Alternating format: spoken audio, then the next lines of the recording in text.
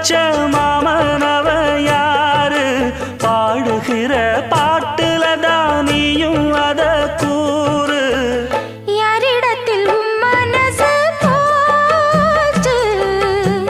நூல போல உன் உடம்பு ஆச்சு